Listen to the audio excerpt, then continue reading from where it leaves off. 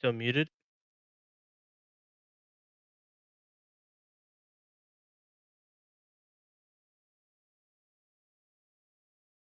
You know? Oh, yeah. It's frozen. I don't know if they can hear us out Oh. there. I Someone's can hear watching. you now. I thought that was me. Yeah, but it's just frozen at Geek News Now, isn't it? Yeah. Uh-huh. Great. Let's see if I can force it some way, somehow out of this. I don't know what's No, I happening. kind of want to see. I just pulled up the live. It's working. Yeah, we're working. That was weird. Hey, everybody. Welcome to the Sith Dominion podcast. This is your host, Dr. Dana Martin, and wow, we're coming out of the gates just like tripping. Good evening, fellas. We have Cam. How are you, Cam?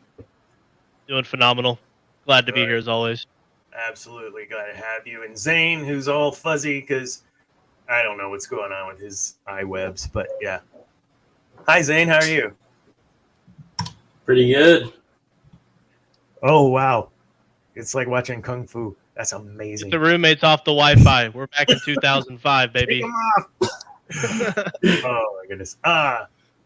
So, man, we just coming off of Thanksgiving, but we didn't stop. We had a show last week, and we're having a show this week. Last week, we talked about Darth Krayt, and spent a lot of time talking about Dave Filoni and all the fun that hopefully we're going to have with him in his new role at Lucasfilm. And we talked a little bit about the Acolyte, not just because I released an article about it, but because it really is going to be something cool, I think, with Sith lore, for Sith lore and fans of seeing that expounded upon. So that was last week. This week, wow, we have a full plate again. Darth Talon has one of the strongest cult followings of any character standalone that I'm aware of. And we're going to talk a little bit about her. And we're also going to talk a little bit about maybe some top 5 overpowering force abilities, some of which we've talked about on these podcasts. These force abilities that are just, come on, give me a break. And then we got some other news. But to start off, let's talk about the holiday. So, synopsis, high level. Give me something that was awesome about your holiday. We'll start with you, Cam. Honestly, we saw a lot of family. I loved the weather. Weather felt very holiday-like, and overall, just catching up with some family members we typically only see around the holidays. So it's just good. It's a good week of travel, and fun weekend overall. And you had off like Thursday and Friday, so you had a little long weekend. Or... My work is open on Fridays, but I took off. Yeah, so I had a long weekend, which was great as well. Nice. Zane?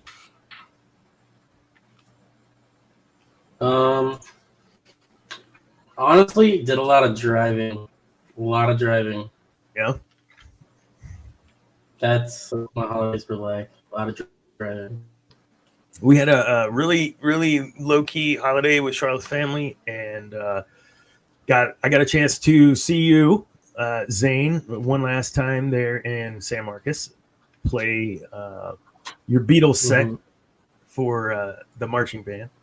Not marching, but for the marching band. On Kit. That was really cool.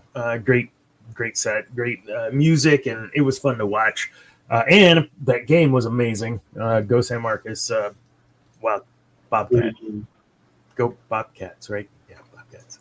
I have a T-shirt, but I only have one.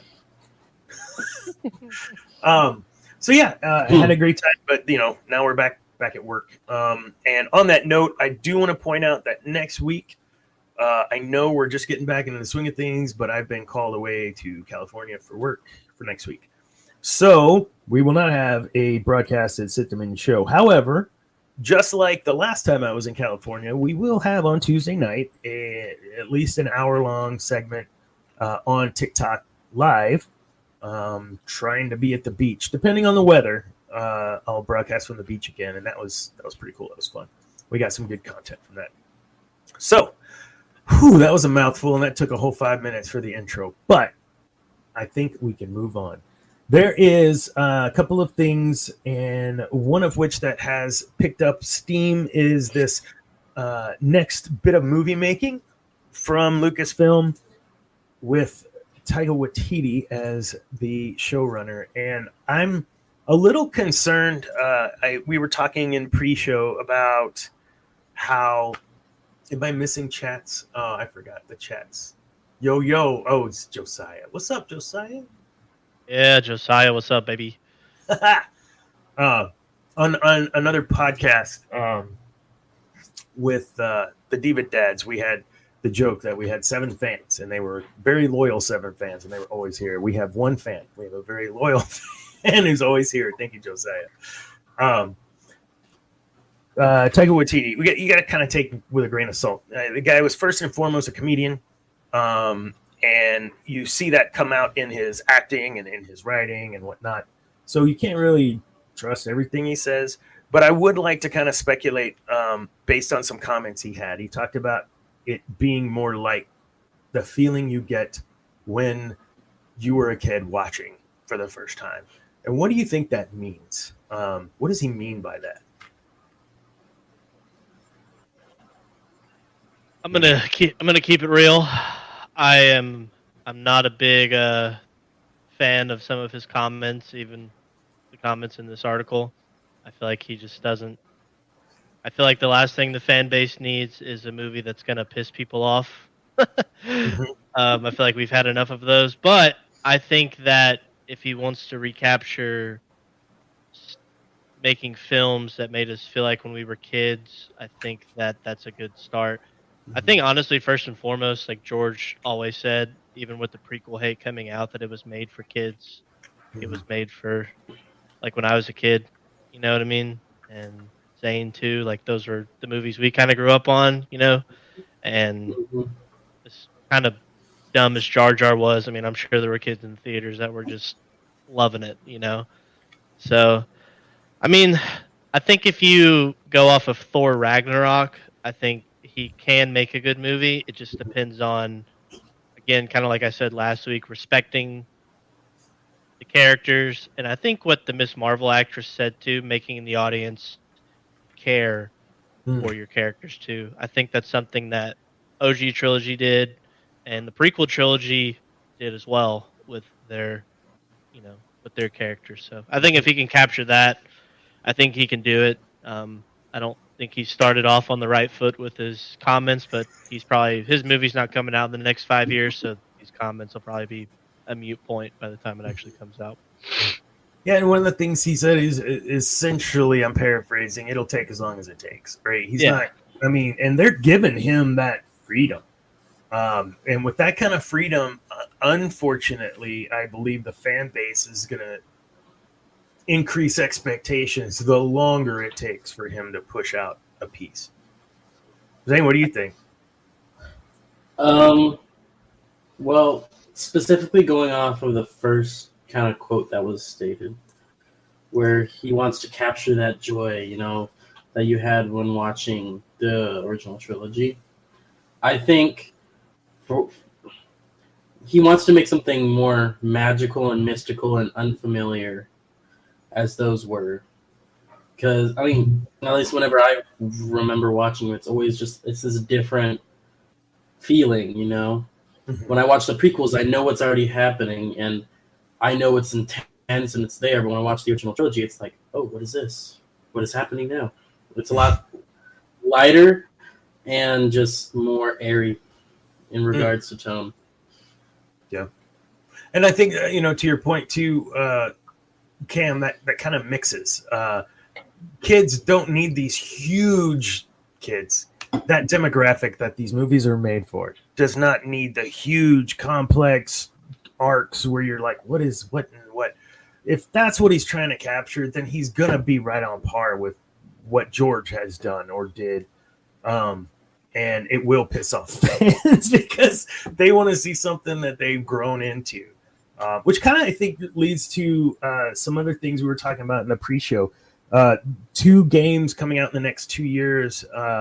One, Star Wars Outlaws, is a bounty hunter that essentially wants to get out of bounty hunting and has a way out. Really dark. You're shooting people, killing. I mean, it's not just Jedi Survivor where we got to save and do stuff. No, it's like straight up, I got to get out of here. Those sort of darker themes and Eclipse. We've gotten a long trailer for it that didn't really tell us a lot other than High Republic and some darkness. So, but again, both of those alluding to a more adult audience. Do you feel that it would behoove them to break away from the demo that they're normally making these shows for, with the successes of Ahsoka, Mandalorian, that are more adult in theme? Do you think these movies should trend that way? I think Star Wars is at its best when it's kind of leaning towards an adult theme overall, because I feel like, especially with the bounty hunter situation, I mean, of course, they're going to be killing people trying to get out of stuff that they've been doing kind of just to survive, you know what I mean? And I think I kind of disagree. I feel like Survivor at some points was dark, you know what I mean? Like, True. And Fallen Order as well. I think when, especially post prequel trilogy, I feel like the galaxy is kind of dark, you know what I mean? And I feel like they need to tap in more into that. And I would argue like the KOTOR games when I was growing up were kind of dark in a sense, and I kind of enjoyed them even being a 10-year-old, you know what I mean? So the development within KOTOR of dark side lore was huge for the universe, the Star Wars universe, no doubt. I agree 100%. And I had not considered things like that. Now the sweater game, just the Old Republic MMO, I was saying in pre-show to you, Cam, about how I played that when it first came out for 3 or 4 years, and then turn around another 3-4 years later, Zane's playing it and played it for nearly 10 years. Like it's crazy that this game has had this longevity, and it is adult. Kids play, but the themes and the amount of slashing and killing and whatever, it just hey, what's up, Darth Zane? How you doing, Dave? David, if we're still doing the thing, I'll talk about it on the show. I don't know when that's going to be, but are we going to do that, or you tell me? If you text in here in the chat, I'll talk about it. Otherwise, I won't. So I appreciate that. I think when you look at where the most money is made, it's not made with kids and toys anymore. It's made on pay-to-win games and the Black Series $35 action figures that we're never going to take out of the box. That's where that real money is being made. Now, does the costumes and the sabers and all the fun stuff that we had as kids, but now it's like way better. Well, yeah, the kids are buying it and the adults are buying it because we love that stuff. I mean, I'm sure you each have something in your like I've got lightsabers like a dummy. What am I going to do with these lightsabers? I don't know. I have them on display. But I'm sure each of us have some Star Wars something that's like, why do I have this? But I have to have it. What is that? What do you got? It's my Thrawn pup. Thrawn. Oh, look at that. Is that a rare one? I don't know. Yeah, They only made 2 of these types, and the other one with the different stickers worth $200 more. But, oh my goodness! Hold on, my wife's bringing me what I have. There. Oh my goodness! It's the Luke pop. That's what's in oh yes! Yes. I love that. That's awesome, man. And I saw another one at the I think it was like GameStop or something. Had that something. And I was like, oh, I need that. I don't need that. I'm gonna walk away. But if it shows up in my stocking, it'd have to be a big, wide stocking. I wouldn't complain. I feel like too with the more adult theme. Like, I mean, you showed Zane Star Wars, right? My stepdad showed me Star Wars. Like, it relies on them appealing to the audience that grew up with it, has shown their kids, and then I hope to one day show my children, and you know what I mean. And I mean, Star Wars is for everybody, in the grand scheme of things, even if it's a darker tone. You know what I mean? And I feel like by appealing to the fan base that grew up with it, who are going to want to show their kids regardless of kind of what's on the screen. You know what I mean? I mean, if it's PG-13, like you're going to take your kid to go see it, probably. Honestly, they just got to just keep giving us good content, man. I mean, you said episode 3 is your favorite, and it was by far the most adult of all of them. You didn't have teddy bears. You know, you had Jedi literally being shot down. Like it was tough. I could only imagine being as old as I was in 84. I was like 10 or about to be 10 when Jedi came out, and it was or 83, and it was like, my God, this is tough. I mean, his dad's trying to kill him. Like that was for me huge. Now it's like that's nothing, man. That's so the series has grown. I would agree. Yeah, I don't know, man. It's fun to speculate. Ultimately, we're going to get what we get, and hopefully Disney has learned some lessons already in whatever they're trying to not do right now, that we get some really good stuff. Quality over quantity, Bob Iger said for the 5th year probably in a row. Yeah, don't give us another, ginormous planet killer or solar system killer thing that we only have small, tiny thermal exhaust. Starforge. All those Starforge would be pretty badass. And they've already, it's canonized. It's in Rebels. So, yeah. Last kind of thing in the HoloNet series. Okay, I'll hold off then. I don't want to show that. We're working on something really cool here at Geek News Now, and hopefully have a really cool something to share with everyone later. Last thing in the news was, this is a great article I read today on Geek News Now. Shameless plug. I released something I would love for everyone to go over and take a look at and destroy, because lists are always controversial, and that's what makes them so fun. So I came up with a list of top 5 overpowered force abilities, of which I would say there's 2 that are really some of my favorite. I know, Cam, you mentioned one while ago in the pregame. You want to bring that up? I got some thoughts, man. I've got some thoughts. All right, so the last one that Dana puts in the article is force healing and transfer, done by Kylo Ren and Rey in The Rise of Skywalker. If you've seen that film, I've only seen it once, so my memory might be a little hazy, but I remember just being absolutely flabbergasted, because as a kid, I'm like, that's all Anakin wanted to do, man. He saw his wife dying in childbirth in a dream, and he just wanted to be able to save his wife. Well, hypothetically, he could have been able to do that if he got the training, and apparently you can just do it with no prior training or 3 minutes of training. I mean, it makes no sense, and I feel like it. What's the right word here? It makes the prequels kind of pointless, because you're just able to do it with. I don't know. It's probably explained in some book I haven't read. But it seems very like it devalues his quest, right? I mean, like I think I understand what you're saying. Like it takes away from his drive, motivation, and then it's like a final slap in the face to the Anakin Skywalker character of, this person just did it. How about that? Yes, there were force healers in Legends, no doubt about it. To the extent of the life saving, and then giving up that life again back into the. So they both learned this. Right. That's what I think you're getting at. It's so confusing. What? And then how Obi-Wan could do it, he just wasn't good at it. Where did I miss that? I'm gonna keep it real.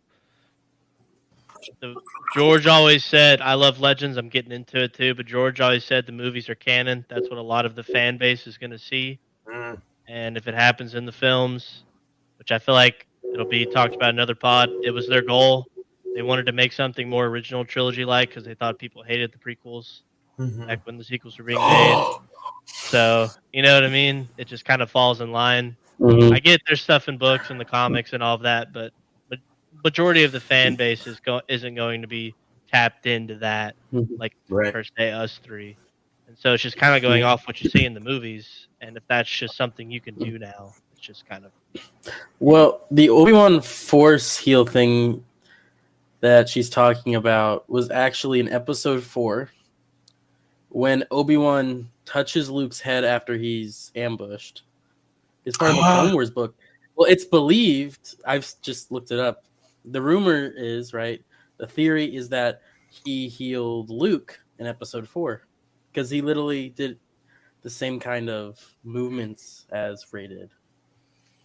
Okay. So, Why are you not on the show tonight? please. I don't killing read me. Clone Wars. Not you. Solo girl. No. Why are you not on the show tonight? come on, Solo Girl. We need you on the pod. We got to talk. We about haven't been this. on the show in a while. You need to. We got to talk about this.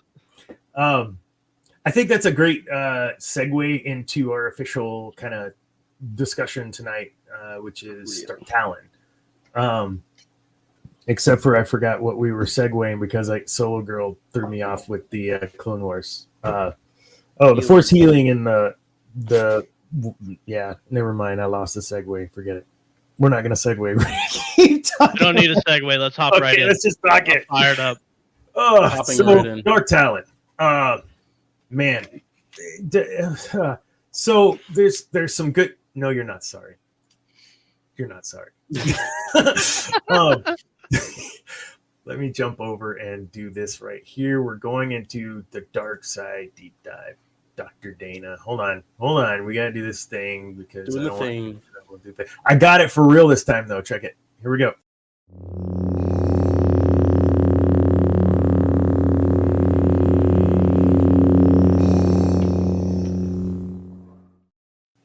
So, Darth Talon. Twilight. A mutated Twilight because she was red. That was a mutation. Yes, Darth Talon is in the Legends or Expanded Universe of the one Sith, which was Darth Krayt in his dream. And she was a loyal follower of not just him, but his vision. There's a lot to unpack with this character. It is the one of the most cult following of any kind of minor Star Wars character there is. Just an amazing character. When my first experience with Darth Talon was in the video game. Well, I started reading the Yojung Bong War, and then started getting into all the One Sith Order and all that, and I just stopped. So I didn't get a whole lot of her. I had to get all my stuff later, and it all kind of started with the Star Wars Galaxy of Heroes game, which is a mobile game, and you could get her as a character, and she was absolutely sick. I have yet to complete her, progression to get her super awesome, but you put her in there with some of these cats, these other Sith, and she just owns. So that was my first experience was, Darth Talon, who is this? She's amazing Sith assassin. What were you guys' first kind of foray into Darth Talon? Honestly, just some leaks about George's sequels, and that she was supposed to be kind of the trainee or was trained by Maul, And it was kind of like when I would have been like 15, 14. I was like, it's just a girl version of Maul. So, and I was just like, that's kind of cool. And now having read more up on about her and kind of reading her storyline, it's kind of cool. I mean, I said it in the pre-show, like she might have been the most loyal Sith of all time, possibly. Yeah. Which is kind of odd for the Sith in general. But I mean, she's a cool character. It would have been cool to see her concept on screen. But maybe we'll get it in a TV show, or I don't know. They brought Thrawn in from the Legends, and he's not exactly like Thrawn was in the original Zahn stuff, but pretty dang close. And I would love to see that worked in, like you said. And yeah, George Lucas saying that Darth Talon would have absolutely been in what he was wanting to do or what he would have done is huge for that character too. Zane, what do you think? Well, the first time of me seeing Darth Talon has just been a lot of fan art. Yeah. I Yeah. I follow a lot of Star Wars pages, and so I'm not talking that kind of fan art. Okay. I'm talking like the ones where it's like an epic scenery, and or like it'll be like Darth Talon in this forest or something where it's just a lot of ambiance, a lot of stuff like that. And I honestly never even dug into her until I started doing research on Krayt for the show, just because I'm not a Back solo girl. Oh, dang. That's a great segue. Great segue. What into what? No. Oh my gosh. I got really into My lighting is real Old Republic. Really into Old Republic and never really went past the original trilogy and Legends. So that is probably the biggest reason why I haven't heard of her. Or I think I have heard of her, but I didn't do any research up until Krayt. Yeah. And amazing warrior. She was known for her fighting skills. She used a true, I can never say that, whatever that was, it Form 4, the acrobatic, Yoda and all that garbage. She was very acrobatic in her fighting style, very aggressive. She was trained as an assassin, so she was amazing. One of the things that I think was in her story where she was brought in and trained, I can't remember the dude's name, but she was trained under whoever that was, that he was also a Twilight, and Krayt had kind of assigned him to her. And then as her final act of, the getting her official title or whatever, it was like, kill him, kill your master. Okay. It's like nothing, dead. And that sort of dedication to the Sith way is not abnormal. We see that all the time. But Cam, you alluded to something that was very different about her, that she maybe was the most loyal Sith ever, if that's a thing. Could you expand on that? I mean, if you look into her story, I mean, she kind of just was following Krayt till the end. You know what I mean? Like, she didn't really have any faith in actually turning Cade Skywalker to the dark side, but was still just rolling with it because Krayt was like, you got to do this. You know what I mean? And by any means, we need to do what we got to do to turn him. And I think overall, like, even though she did technically kill the person that did train her, in terms of being loyal to Krayt, I mean, she was just, you don't really see that in terms of Sith, I feel like. And just pure determination to follow whatever Krayt tells her to do, I think is admirable for a Sith, because I don't think we've seen any type of what's the word I'm looking for? Any type of obedience? Kind of, yeah, I guess you could say, yeah, that'd be the word. The obedience that we would see was, you don't understand, I must obey my master. That's what we have always got from the apprentices. And you're right. In this case, there was none of that. It was, okay, I'll do what you say because I believe. And this goes back to when I talk a lot about manipulation versus influence, right? Krayt had influence, just like Palpatine had influence. I mean, yes, you can manipulate and get people to do what you want, but not in that grand scheme like that. Palpatine was beautifully orchestrated influence into the Senate, with his bureaucrats. There was some manipulation and movement of pieces, but he had influence. Krayt did the same dang thing, and he got all these other Sith to go along with him. Like, what? Every Sith wants their own vision in their own power. He got them all to follow. That wasn't manipulation, man. That was influence. And that sort of influence created a bond with, I think, Talon that different than the Force bond that, Rey and Kylo have, and the Force bond that Cade and her had. Cade Skywalker and Darth Talon had a Force bond, but different. I think. Oh my god!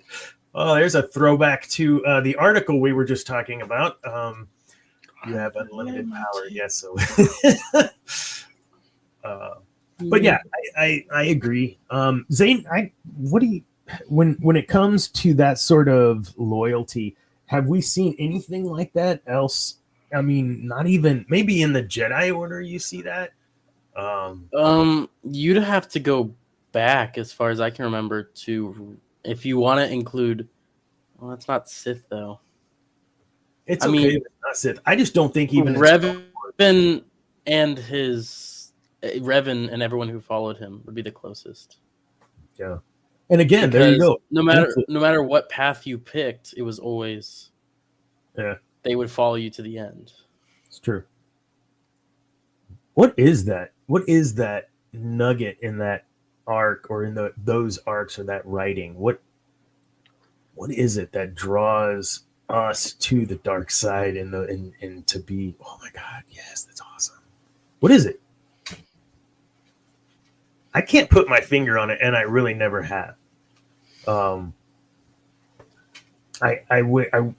know that whenever I think of the Jedi Order, there's just so much dang hypocrisy in what they did and didn't do, and said you can't have attachments and whatever. And I talked about this in the TikTok live in the pre-show.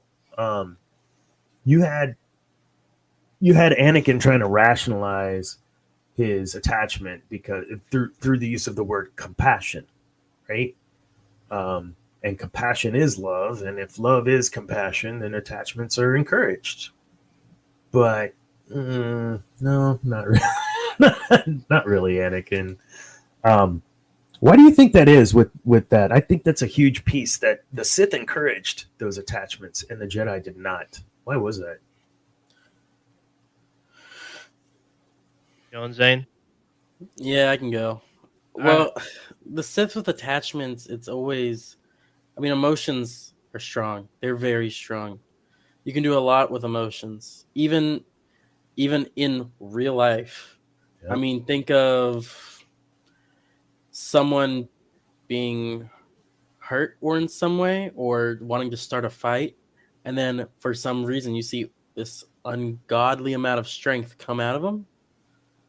Look, I'm not a ginormous Michael Jordan fan, but the dude had the flu and came out and scored 28 or whatever in the second half and won the game. Like, that's it's a crazy example, oversimplifying, but yeah, I think emotions can drive a real person to greatness. Why? Imagine having force powers and being able to exponentially grow in that kind of way. This is I think this fits into what we're talking about right now. Even, yeah, David, it kind of goes both ways, and the amount of power that these force wielders had at their disposal, that they continued to find holocrons and learn and grow. I don't know. I think if you look at the Jedi, it was that might cause you to doubt, so don't do it. That might, but that was only for everybody. Can we agree that Yoda maybe knew a little more than he was supposed to? Mace knew a little more than he was supposed to. Well, I would argue that the Jedi did have attachments. 100%. You could see it in the final fight between Anakin and Obi-Wan, how hurt Obi-Wan was when he had finally cut Anakin down. You know what I mean? Yeah. And I would argue that in Attack of the Clones, and it might be a little too headcanon-y. I would feel Yoda probably felt a certain type of way finally seeing Dooku with the red lightsaber. Yeah. You know what I mean? And in the Tales of the Jedi, I think they captured Dooku perfectly when he's talking to Yaddle and he sees Qui-Gon after the fight with Maul, and he talks with Yaddle, and he's like, "They grow up so fast," and then he pauses and he's like, "Our students," to catch himself. You know what I Mm-hmm. mean? Because Dooku had that attachment to Qui-Gon. You know what I mean? And that was why I always liked the dark side in a sense, because it felt like you couldn't have that was feel like you achieved true balance in the force when you were able to tap into both sides, you know what I mean? Mm-hmm. And the dark side seemed more reasonable because I mean, yeah, you take these kids when they're little and train them up to be Jedi, but they end up growing attached to their masters because they're their father or mother figures. You know what I mean? And so it's just this constant loop, and I feel like with the dark side they always just seem like, yeah, they're evil, but like you get it in a Yeah. way. It's kind of hard to explain, but you just get it. Yeah, I mean, So in the First Order, they got children and raised them to be stormtroopers. And what's different in the Jedi? They raised them to be little tiny warriors. So is there a difference in the First Order and the Jedi Order in the way they treated children? I wouldn't. I would say no. Yes. Yes. Agreed. Thank you, Josiah. Yeah, those Tales from the Jedi. Those episodes with Dooku were really good. oh, so good. Well written, well acted, voice acted. It's really good. So let's talk about her kind of role in pulling Cade. Cade was, I think, going along with it to get close to Krayt, but in the end, he got the best of all of them. He's so some of that story reminded me of Dark Disciple, where you had Ventress and I can't remember his name, but Jedi Master was assigned. I just read the book like 2 months ago. I can't remember the dude's name, but Jedi Master assigned with Ventress to go assassinate Dooku, and they fell in love and whatever. It's like, okay, you got to stop putting Jedi with these dark side women because they can't. They fall every single time. And Quinlan but Voss? that kind of do it. Quinlan Voss? Thank you. Yeah, No, was it Voss? Was it Voss? I thought it was. Voss. I'm gonna have to look. I that feel up. like that sounds right. All right, It sounds right too. Dark Disciple. Look at us. Here's Quinlan Voss. It was. You already looked at. Yeah. Yeah. All right. So yeah, Quinlan Voss. Great book. I've talked about it a couple times on the show. Yeah. So that seems to start to be a little bit of a thing too. Dark side women and men falling for them, Jedi falling for them. I think it's a little different with Cade though. Cade had a plan, I believe. I don't think he was ever fully being swayed by the dark side. And she knew it. I think you alluded to that earlier, that she didn't agree with trying to pull Cade over, Cam. I think you said. Yeah. So I don't know if there's anything to that. If that's something we'll see in other aspects of the Star Wars universe, but we've got two examples right there of a dark side woman leading a Jedi man astray, if you will. But going back to the attachments piece, she did have an attachment. They had a bond. Talon to Cade, and I think when we look at the way the Force bond was explained there versus the way it was explained in what was that, the dyad and the Force, it was really explained in the last movie. What was that? Rise of Skywalker. Sorry, it's so impactful. I forgot the title. So we have that there too. This Force bond bit. I don't know if we'll see any more of that, because I think that's kind of already been done a couple times. But I think it's interesting to kind of kind of get into a little bit. What is it about in the Rise of Skywalker when we find all that out about Snoke, not Rise of Skywalker, the one before that, Last Jedi? No, whatever. Snoke was the one that created that Force dyad thing in between them. So we're led to believe, and he says, that's different than what happened with Cade and Darth Talon. That was something that was not instituted or put on them or put them to get that just happened based within their battle. So I think there's a big difference. I'm talking a lot here, but I'm trying to get to this point. There's a huge difference, I think, between those two instances. And one I believe is really pure and kind of cool. And that is with, I was about to say Mara Jade and Luke. No, but here we are again, dark side woman, Jedi fallen for. I don't know. I don't know what you guys think about that whole Force bond thing, but I think it's worth kind of touching on. What are y'all's thoughts on the two different ways and just anything about the Force bond, really? I think the Darth Talon, Cade, Mara Jade, Luke, it kind of makes more sense as you spend time with the person. You're connected with them on an emotional level because you battle with them, you train with them. And I mean, I just read the Empire trilogy, so the Mara Jade Luke kind of bond that's being built there is kind of fresh in my head. But you know what I mean? And it's like all throughout the book, she'll have a conversation with Luke, and it's like, you will kill Luke Skywalker, right? It's in her head. But she's like, just, when I'm reading it, I'm like, it doesn't really feel like, I mean, she can't. She doesn't want to, you know what I mean? Because she's seeing how compassionate, despite knowing that she wants to kill him, he's like, well, I want to work with you. I need your help right now. You know what I mean?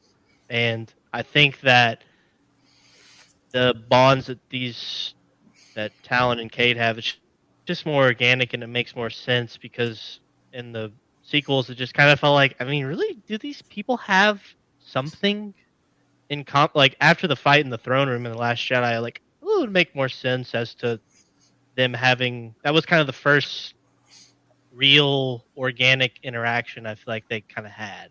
Yeah. You know what I mean? And so, but I think that's just what it is. Like, it's just organic, and how all relationships are kind of built on. I mean, you're kind of paired with this person in school, and you kind of become their friend or something. You know what I mean? Whether it's romantical or just friendships, I think. So, I like your use of the word organic. It's more believable because that kind of stuff just happens, right? I mean, we each have significant others, and it just happens. It's not like someone's moving the chess piece. It just happens. You can't really explain it. I mean, it's just like it's like when Leia's talking with Luke. Like, why? Why do you have to go fight this dude? Why do you have to go? And he's like, I know. I feel the good in him. You know what I mean? And it's just, that's organic, I think, is the Force within it, is the Force in nature, you know? Wow. That's what the Force is. That's a snippet right there. That's a sound bite. No, hello, TikTok. That's right. You're on there now. Yeah. So I think the last little bit I want to kind of touch on with her before we move on a little is her cult following. The mention of softcore earlier and our giggles because we're a bunch of dudes and just giggle at stuff like that.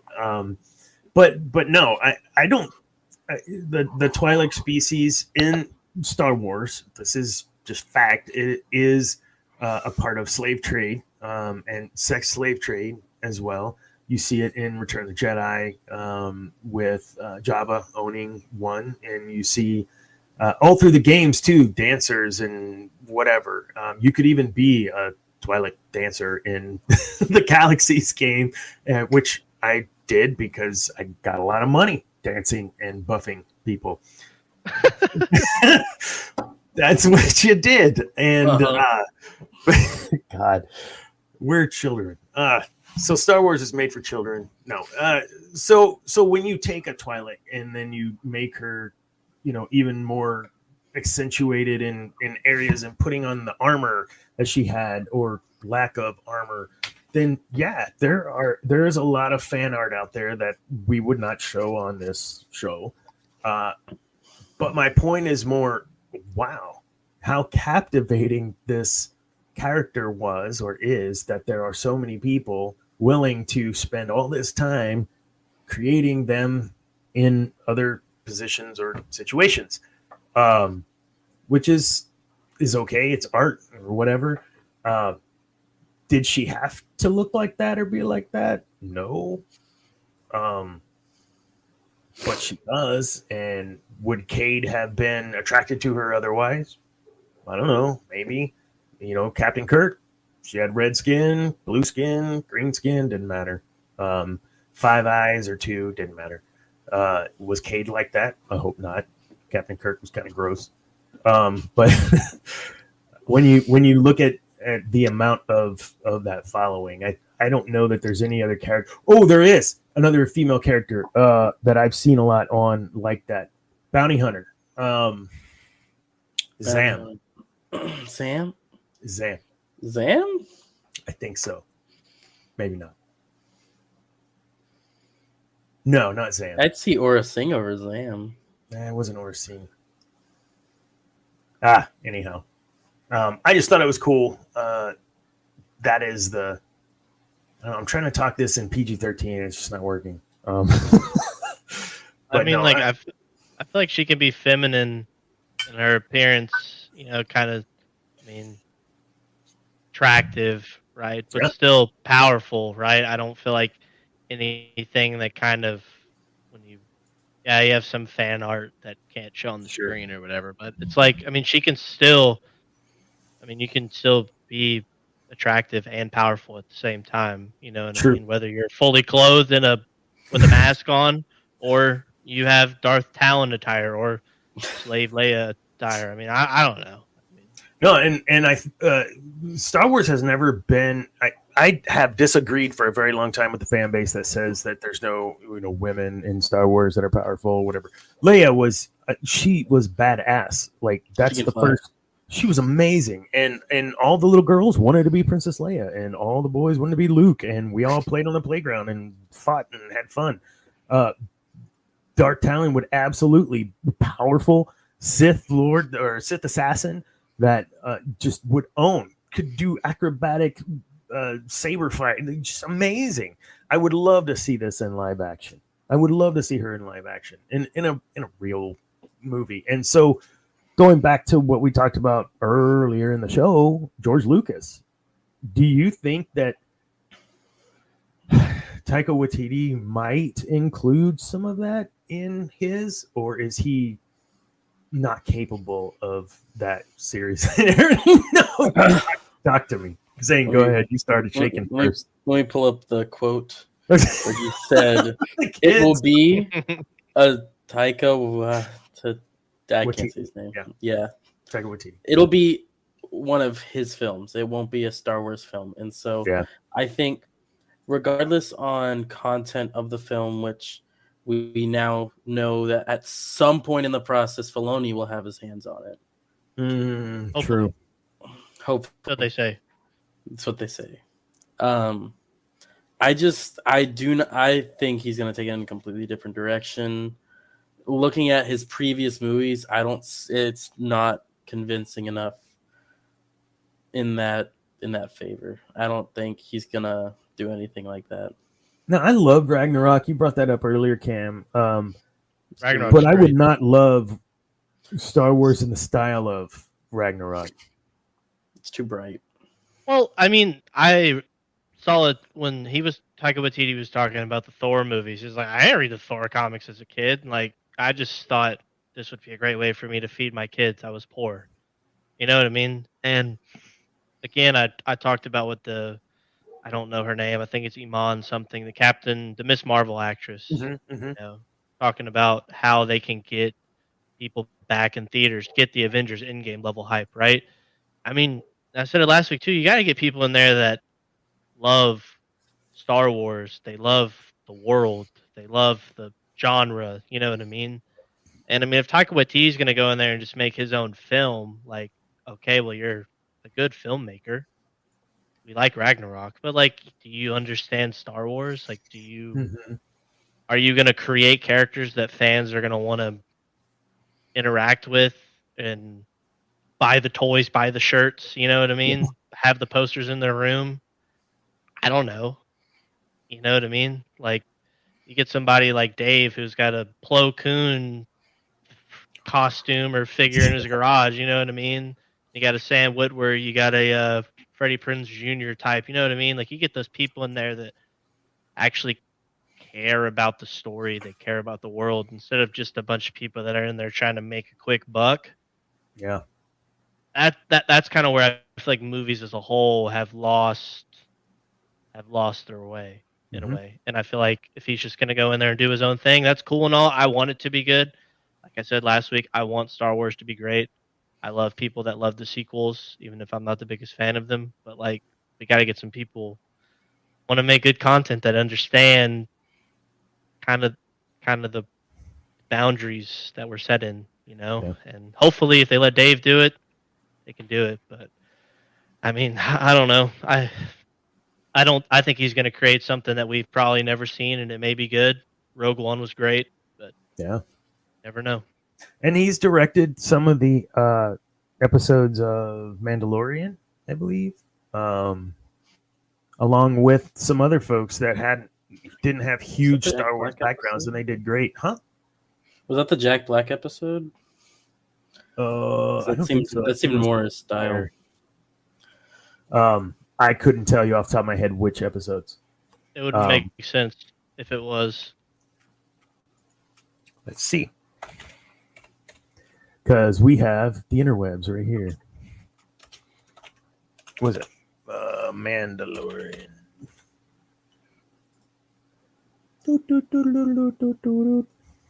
Chapter 8. Did you find it? You're so fast. Wait, that was in the first season. It was first season, yeah. I think he's done a few in multiple seasons, I feel like. He was also IG-11. I didn't realize that. He was also he's the guy that started the revolution, right? I think that was him too. It is. Aurora Singh. Man, I think. What was this? I think Darth Zane. That's what we were talking about earlier. So yeah, I guess it was Aurora Singh. Aurora. Yeah. Aurora Singh. Oh, not Aurora. Aurora Singh. Aurora Singh. Yeah. Aurora Singh. Is that the bounty hunter they find on that one planet in the last That's film? in the first one. Whenever the pod race is happening, they show a glimpse of her. She's very pale. Taking care of.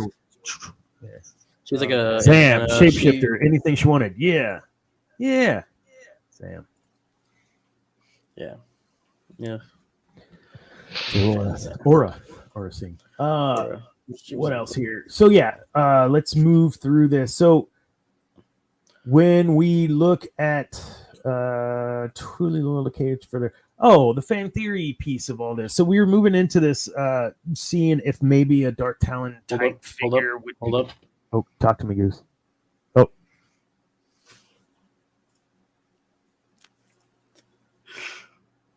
We already did that. We're now in this fan theory part. We're talking about what's going to happen with these new movies.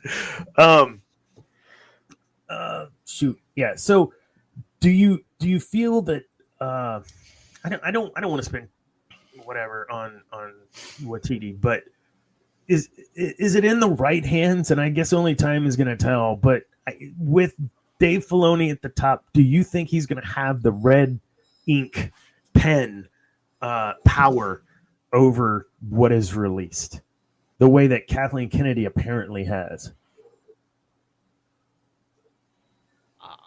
I hope. I don't know. It could be 50-50. I want it to be true, but if he has that power, I don't know. Do you think we're gonna get a Star Wars Ragnarok type movie if he has that power? In what era? He gets vetoed. Depends on if Kathleen goes over him. We just need more speeder bike shots, I think is what. No. I love those memes. They're freaking hilarious. The speeder bike memes with Hera. Yeah. Oh, same. Yeah. Unnecessary. Can we say that's unnecessary? You don't need that. This is Disney. This isn't your daddy's Star Wars. This isn't Leia. This is Slave Leia. This is Disney. And I think that is a shift in Disney used to be very subtle in those types of things. For adults, we would get the jokes, right? Just seems very blatant.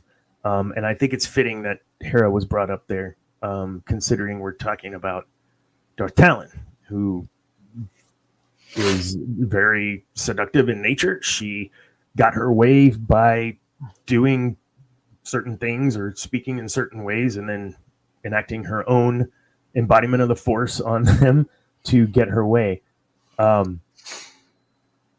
That's not a Hera on a speeder bike type character at all.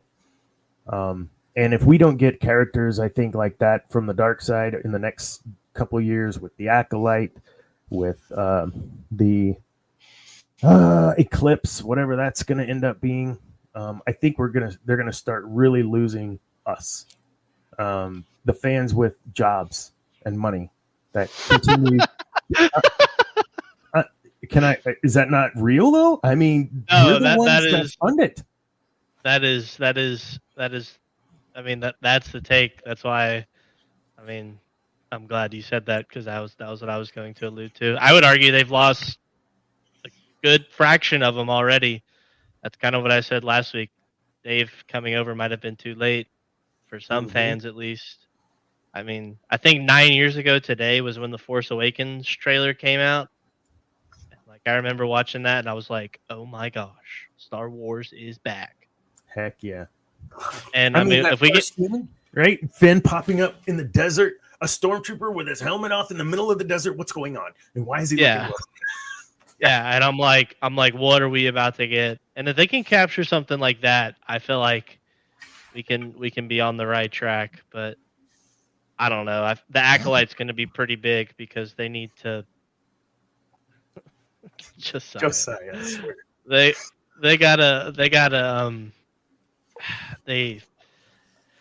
that's gonna be a hit or miss for a lot of people. I'm hoping it's like HBO style or budget for the Sith. That would be great, but it'll be hit or miss, I feel like. What, Zane? Nothing. Oh, I was just crossing my fingers. Crossing your fingers. Yeah. We don't got to talk about Love and Thunder, Darsane. I was about to say, yeah, this. we don't talk about that. Man, we could have gone all night, David, without hearing that. Come on. I laughed so hard though with the goats though. I don't think my wife and I laughed that hard since probably the first Deadpool movie. I was just like, what is going on? I remember sitting in the theater watching the second one. Right at the opening, second, episode 7, 8, whatever. Why was it The Last Jedi? Sitting in the theater watching that in the opening, the moment Luke taught, like, I was curmudgeon, like, that's not my Luke, you know? They lost me 5 minutes in. I'm out of there. It's tough because I want more content. I want more Star Wars, and I want to find the good in them, just like Luke found in his father. I want to find that good, and that second movie, or episode 8, is not the greatest of the three, for sure the worst, in my opinion. One per season? Watiti directed one per season. Awesome. What do y'all think was worse, the character assassination for Luke in The Last Jedi or Thor in Love and... Repeat that? What was what? Oh. We lost him. He locked up. He asked, what did we think was worse for the character assassination of Luke in The Last Jedi or Thor and Love and Thunder? It's tough.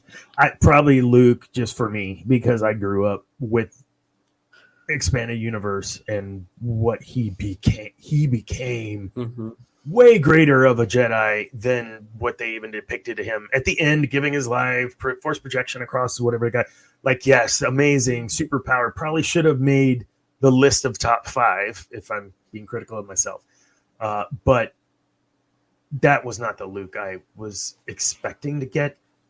Shame on me, I guess, for expecting a certain type of Luke.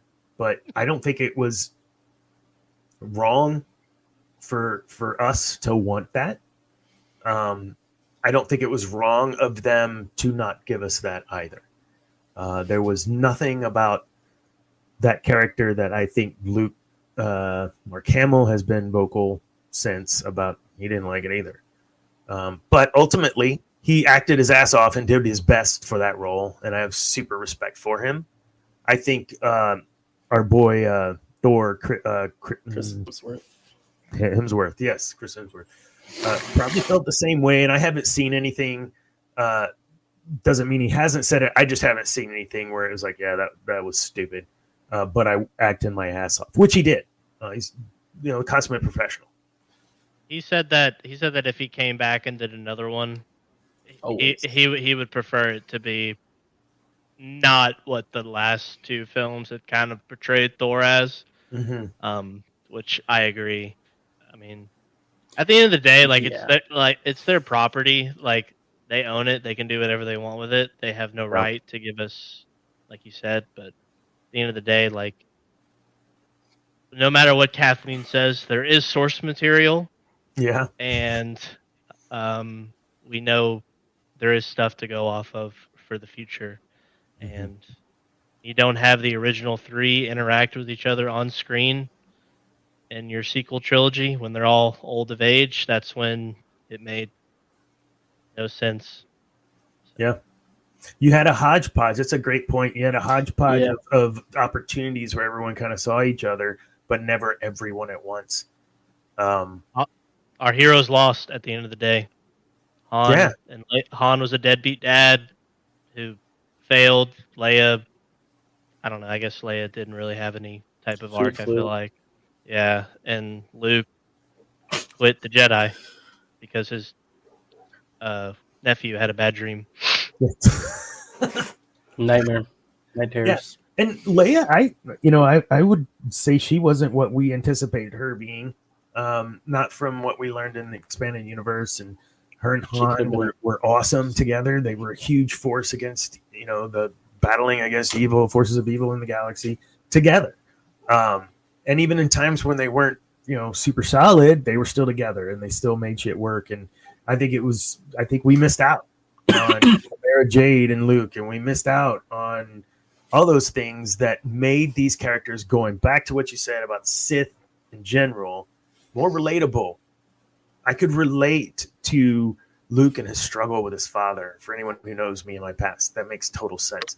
I could relate to Emperor Palpatine later on in life, wanting to do this and that with my life and my vision, and needing to learn how to influence folks to get there. When I look at these new movies, it's like, if I don't have a Force dyad, I guess I'm not going to have a hero situation. And it's someone else that gives me that. There's no control I have over. That's where I feel like these movies really missed the mark. They pulled the control out of the individual. Yes, you have the control to go light or dark side, but those critical pieces, our heroes had no control. Our heroes weren't heroes. I mean, how unlikable is the New Republic now? Like, I haven't gotten too deep into Legends. Like, I just finished Heir of the Empire trilogy, so I'm still kind of going. But, like, I feel like the New Republic now, especially in the TV shows, they are just so unlikable. And, like, oh my gosh. Like, in the expanded universe, there was a lot of the political that came out, and I loved it. I loved getting to see the inner workings of it. I loved that the Bothans, which were huge in Return of the Jedi, in the success through their spying, ended up being like the ones that were in the Senate were totally like underhanded and destroying shit from within. Like that's meat and story to the story. Why these things are happening, and we just don't get any of that. And we didn't get that kind of stuff in the original trilogy. The super political workings in the background. We got more of that in the prequels, for sure. But we got none of that in the sequel trilogies. But mainly because the New Republic was destroyed. So there wasn't a lot of political anything to that. I don't know. I hope the content they continue to give us in these next few years is good. I want the Rey movie to be good. I don't know if it is going to be, but I want it to be, and I want the fan base to be rocking. You know, that's all I want. Certainly, there's risk, right? Getting material like Thrawn. Thrawn was a huge risk for them to bring into Rebels, and they did it successfully, but they did it carefully. They did it not exact, but they did pay homage to the original through Zahn's character. And I believe, and correct me if I'm wrong, they actually talked to Zahn as a consultant for the character. Yes. Well, because Zahn had already got the green light from Disney to write the first Thrawn book itself when Rebels was starting to be made. And so it was a no-brainer to have the character who made Thrawn be a consultant for how Thrawn was handled. And it was talked about that both Mikkelsen, who voiced Thrawn, like he had talked to Zahn about how to do all this stuff and how it would felt, but also the voice actor in all the books and the audiobooks had talked to Timothy Zahn as well, just because of how important he was to Thrawn the character. And so I think that is the only reason why Thrawn was as good as he was in Rebels. It was because they did use Thrawn or Zahn. Ladies and gentlemen, our resident Thrawn expert, Zane Martin. I don't know. I don't know, Darth Zane. I don't know if I agree with that take. I don't know. Yes. But Exile for Obi-Wan was about watching over Luke. It wasn't about exile. And exile, though, for Yoda was, I got to get the F out. I agree completely with that. I failed.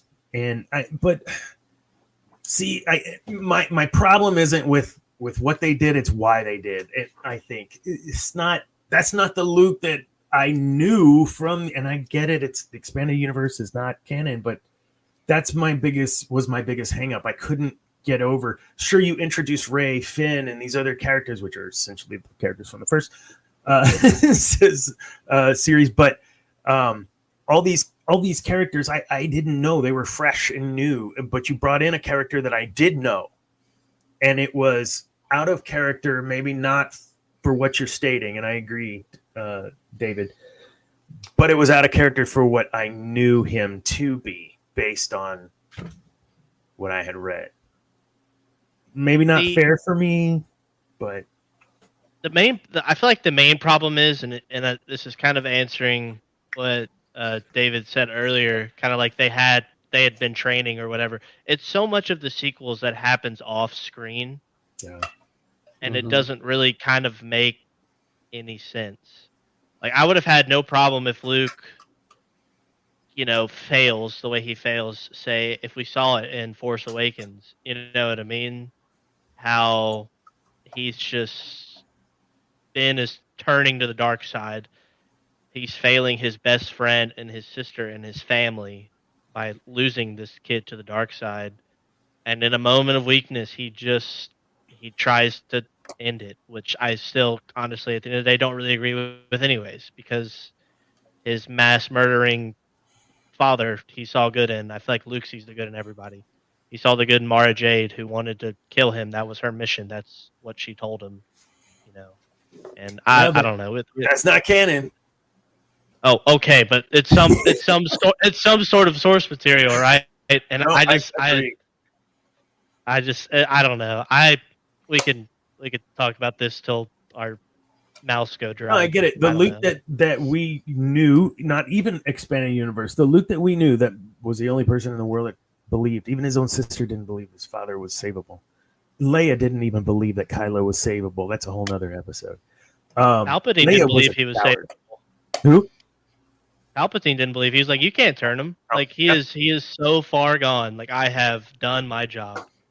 Foolish like, boy. He's not turning. And Luke's like, no, I'm a Jedi like my father before me. So I agree with you. The Luke that as he was portrayed in the films would not have tried to strike down his nephew. Just I can't imagine that. But that's what we got, and that is canon, and that's what happened. So that's at least for now, unless they wipe it and start over, which I don't see them doing. Oh man, we got some good stuff here. Okay, hold up. I love this. We're gonna have to get Josiah on our Cantina happy hour with Darth Zane. I'm saying we gotta. I would love to talk about this for hours. We can, not tonight though. It's already 9:12. Oh, look at this! Boom, boom, boom! He failed because he failed me. He fell back exactly what his masters had done. Look at this. It's good. It's good. All these comments will end up in the what you call it, won't they? Yeah, they end up on the feed. Just letting folks read this. It is honestly a brilliant portrayal of the character. So Darth Zane likes what they did from Luke Skywalker, and I see that point too. That we made him human again.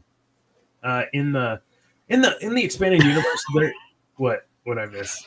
I haven't seen that. Josiah's fired up. We're about to get to this probably. My guy's fired up. We'll get there. Yeah, it's that's true. That's true too. You know, you got Yoda. Everyone loved Yoda. Yoda fighting Palpatine. He lost. What? Like what? And we knew that had to happen. This is the precursor to all the garbage. But seeing that played out on the screen, that was tough. Yoda was like, oh, wars that make people great. Okay, here we go. This is Joseph. Oh, my guy's fired up. Man. So yeah, let's wrap it up. Great show tonight. We talked about several times about Watiti and his project being talked about this last week as well. We talked about the new games coming out, the more adultish with Outlaws and Eclipse.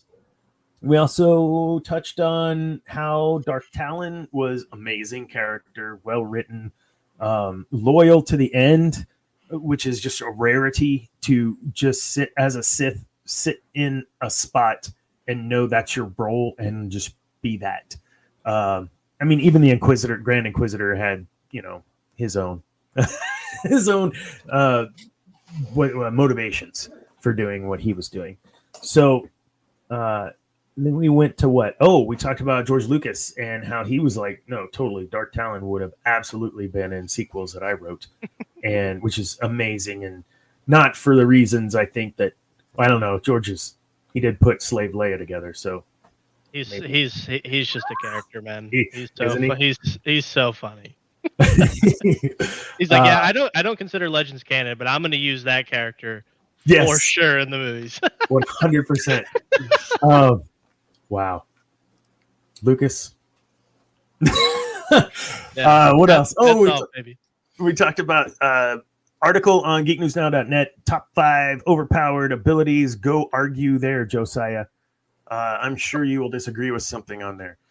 Also, make sure, David, you go tell me I'm full of it on whatever. We did talk about one of them, 2 of them, actually, I thought. We talked about the Darth Nihilus Force Drain, and then what was the other one? Did we talk about another one? The last one? Oh, of course. Healing. We got into Force Healing, Essence Transfer, I think is what officially Essence Transfer. And here, you take it. No, you take it. No, please. Wait, I didn't expect you to actually take it. Like, that's one of those situations at the end of that movie where she saves him, he saves her, and then everyone's like, oh, sad. Don't forget that giant snake lizard she healed too. Yeah, I was going to bring that up earlier. I'm just going to walk up to this beast. But the ability to, I guess that's another ability is, what do you call it? Not animal mastery, but there is like a beast mastery force power that is in canon because what's his name uses it? Anakin uses it on or whatever on the beast in I can't remember the name of the beast in the arena on Geonosis. So yeah, that Cal tames in the games too. Yeah, I think in Survivor he tames the little bird things you can fly around with. I think. Yeah, mm-hmm. I don't know. And the Dathomir witches, Night Sisters, tame Rancor monsters through the Force. So those are cool, man. Those are cool. Yeah, we talked about a lot of stuff tonight, man. And thank you, Josiah, for letting us know this was a good episode. We hope to think that they're at least somewhat enjoyable. More enjoyable than, let's say, Thor Love and Thunder. So on that note, any parting shots? What do you guys get going on this week? Cam, what do you got going on? I honestly don't got a whole lot going on. Just gaming, Survivor, working. I think my mother-in-law's birthday is on Sunday, so we're going to go see her, and that's pretty much it. Actually, I think I'm going to go ride in a Tesla on Saturday for the first time. Me and Josiah's buddy just got a Model Y, so we're going to go check that out. I've never ridden in one before, so I'm pretty Go cruise for 300 miles before you have to charge. Awesome. Hey, it's not my car. I like it, though. Real. Rolling that coal power. All right. So, Zane, what do you got going on? Any tournaments or anything? I don't know, honestly. All I know is I got finals coming up next week. Oh, Godspeed, man. I don't miss that. Oh, you know, I've seen you and talked with you through the show, through text, seeing you, a couple times. I mean, a lot this month. And I've yet to ask about your actual grades in school. So we'll talk offline. Now's the perfect time to talk about it. Right in front of God. I'll let you know after finals. Yeah, let you know after finals. Yeah, I'm pulling for a 72. If I make a 72, is all I need for. My daughter. She's going back to school as well. God bless her. With being a mom and working, and wonderful husband. There as well, doing what he can to make sure that she can go back to school. So great on her. She was so excited. She got a B on one of her exams. My response was, "Woohoo! B's to get degrees, man!" Because if there what, yeah, we'll leave that for another episode. But no, good on all y'all. Again, folks, we talked about top of the show. We are not going to be live next week.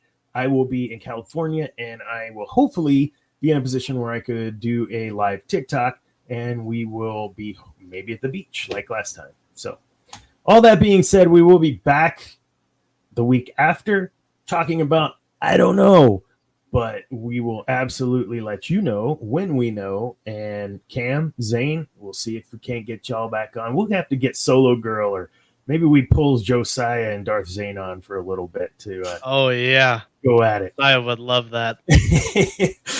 Oh, man.